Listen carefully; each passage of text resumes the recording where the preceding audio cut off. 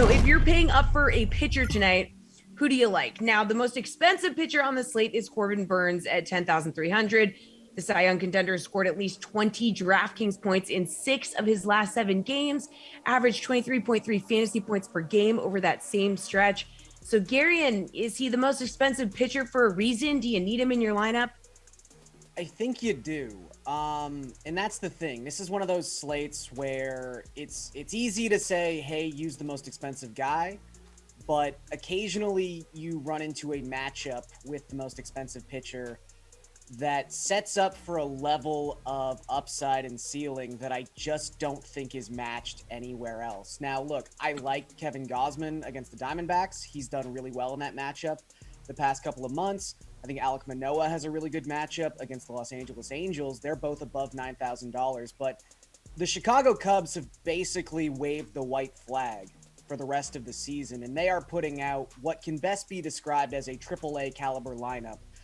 And since the beginning of August, so essentially since the trade deadline, they have a 33% strikeout rate, which is a problem against most people, but is especially a problem against, well, he's not technically the league leader anymore. After yesterday's slate of action, Burnes no longer has the innings to qualify. But for the point of this argument, the MLB league leader in strikeout rate, expected ERA, and FIP.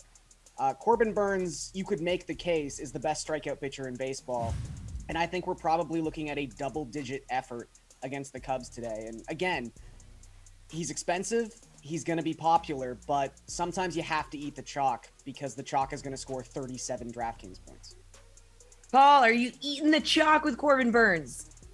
I'm eating chalk, but not with Corbin Burnes. When we talk starting pitching, win probability is primary key for me, so I like the Giants to beat the D-backs. Let's say that's an easy pick. So that means I'm looking at for a strong effort from Kevin Gausman, priced at $9,900. He's been limiting all opponents to a paltry .216 batting average over the last 54 innings he's pitched. That's quite a nice record, and he also has quite nice marks against the D-backs' current hitters overall in their careers, a batting average of .219 and 137 at-bat sample, only including 1 home run allowed.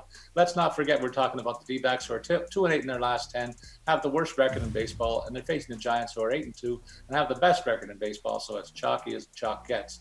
Too chalky for you, Jesse, then goes to a slightly less one-sided matchup in La La Land as the Jays go for the series split behind Alek Manoah, who's been historically impressive in his first 10 MLB starts with a 101 whip and a opposing batting average of 180 with 60 strikeouts in 52 innings pitched. That covers all the check marks that I'm looking for there. The depleted Angels lineup has scored at just a shade over 3 runs per game in their last 7 starts.